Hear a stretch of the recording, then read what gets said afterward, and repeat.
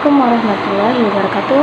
Perkenalkan, nama saya Safa Destia dengan NPM 2021010334. Di sini saya akan mempresentasikan mata kuliah Filsafat Hukum Islam, yaitu dengan judul Metodologi Hukum Islam. Setelah materi selanjutnya yaitu Objek dan Subjek Hukum Islam. Hukum dalam konsep ilmu usul fikih dibagi dua macam, yaitu hukum taklifi dan hukum wadi. Secara terminologi, hukum adalah khitab Allah yang berhubungan dengan perbuatan mukallaf dalam bentuk al-iqtida, at-takhyir, dan al-wadi. Yang dimaksud dengan khitab adalah firman Allah yang berupa perintah-perintah atau larangan-larangan. Juhaya S. Praja menyebut khitab sebagai al-mukhatab bih, yakni produk dari khitab yang berupa perbuatan hukum. Juhaya S. Praja juga mengatakan bahwa yang dimaksud dengan al-iqtiqa atau imperatif ialah tuntutan untuk melakukan sesuatu perbuatan atau untuk tidak melakukan sesuatu perbuatan. Jika tidak dilaksanakan, akan mendapat dosa dan siksaan, disebut dengan wajib, sedangkan tuntutan yang harus ditinggalkan jika dilakukan akan berdosa dan mendapat siksa, disebut dengan haram. At-takhyir atau fakultatif ialah apabila hakim memberikan pilihan kepada mukallaf untuk melakukan sesuatu perbuatan atau tidak melakukannya, yang disebut dengan al-ibahah. Perbuatannya disebut dengan mubah. Ada beberapa hukum taklifi, yaitu satu ijab, yaitu firman yang menuntut suatu perbuatan dengan tuntutan yang pasti. Yang kedua, nab, yaitu firman yang menuntut suatu perbuatan dengan tuntutan yang tidak pasti. Menurut ulama Hanafiyah, hukum taklif dibagi menjadi 7, yaitu fardu, wajib, tahrim, karohah, tanzih, nad, dan ibhah.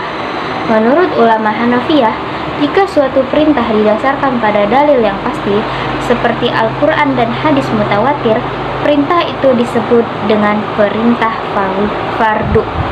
Akan tetapi, jika perintah itu berdasarkan pada dalil yang zanni, perintah itu dinamakan wajib.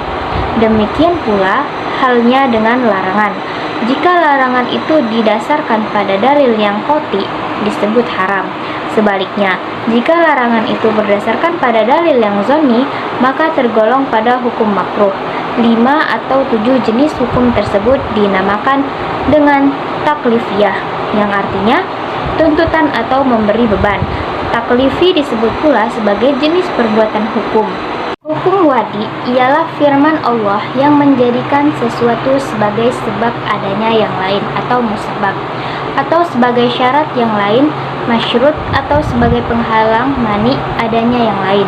Hukum wadi dibagi 3, yaitu yang pertama sebab, yang kedua syarat, yang ketiga mani. Selanjutnya yaitu tafsir, salah satu metode penggalian ilmu hukum Islam. Al-Quran dan Sunnah diyakini sebagai sumber hukum Islam. Kemudian, nas-nas yang terkandung di dalamnya ditujukan untuk mukallaf.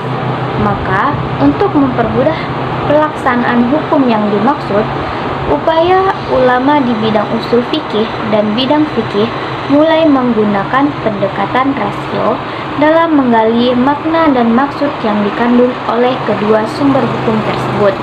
Meskipun nas Al-Quran dan Sunnah telah muhkamah, campur tangan akal tidak dapat dielakkan. Al-Quran sebagai sumber hukum Islam, ada kalanya ayat-ayat tersebut saling menafsirkan karena adanya munasabah al-ayah. Tetapi tidak jarang ayat-ayat tersebut membutuhkan hadis untuk menjelaskannya atau melalui pendekatan ijtihad yang sepenuhnya menggunakan rasio.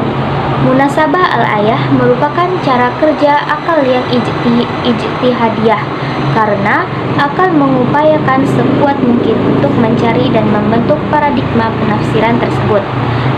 Selanjutnya yaitu ijtihad sebagai metode penggalian ilmu hukum Islam. Ijtihad berasal dari kata jahda, artinya al-mayaqqah atau sulit, berat, susah, atau sukar. Menurut Rahmat Syafi'i, secara etimologis kata ijtihad artinya kesulitan dan kesusahan Masyakoh juga diartikan dengan kesanggupan dan kemampuan.